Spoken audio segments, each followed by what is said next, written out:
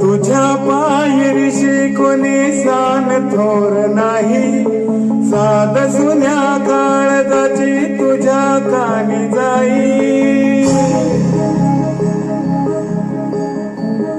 हे तरी देवा शरणाय भोग कशा पायी, हरवली वाट दिशा अंधारल्या धाई।